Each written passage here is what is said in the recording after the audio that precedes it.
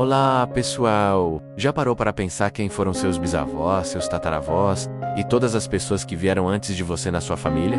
Você poderia se surpreender com as histórias deles? Na genealogia de Jesus, por exemplo, encontramos Ruth, uma mulher que veio de uma terra onde as pessoas adoravam outros deuses. A história dela começa num período de grande fome. Imagina só, nada cresce, os animais e as pessoas começam a passar necessidade. Por causa disso, um homem chamado Elimeleque saiu de Belém com sua esposa, Noemi, e seus 2 filhos, em busca de comida. Eles foram para Moabe, um país vizinho, mas as coisas não saíram como o planejado. Elimeleque e seus 2 filhos morreram lá em Moabe. Noemi ficou sozinha, apenas com suas 2 noras, Ruth e Orfa, que eram moabitas. Quando Noemi ouviu que a fome em sua terra tinha acabado, ela decidiu voltar para Belém. Mas e as noras? Noemi, com o coração pesado, disse a elas para voltarem para suas famílias e se casarem de novo. Orfa se despediu e voltou, mas Ruth se recusou a ir. Ela fez uma declaração linda, uma promessa de que nunca deixaria sua sogra. Ela disse: "O teu povo será o meu povo, e o teu Deus será o meu Deus." Juntas, elas voltaram para Belém. Os antigos amigos de Noemi ficaram felizes em vê-la, mas ela estava muito triste. Ela pediu para ser chamada de Mara, que significa amargurada, porque sentia que Deus tinha sido duro com ela. Noemi voltou sem nada, exceto por Ruth.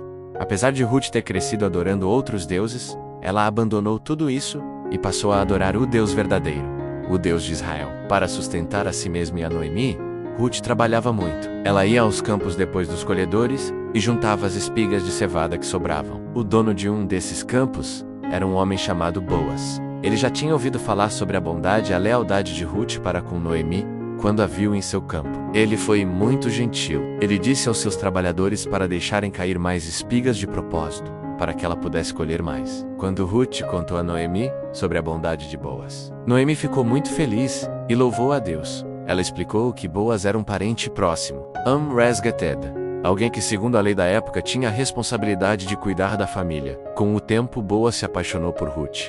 Ele queria se casar com ela, cuidar de Noemi e das terras da família. Mas havia um problema.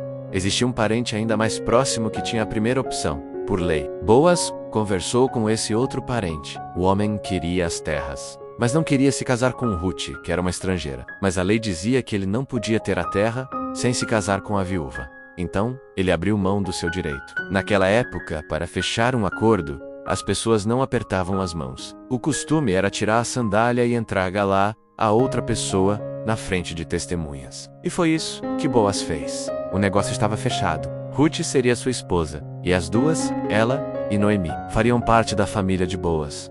Boaz e Ruth se casaram, e tiveram um filho chamado Obed.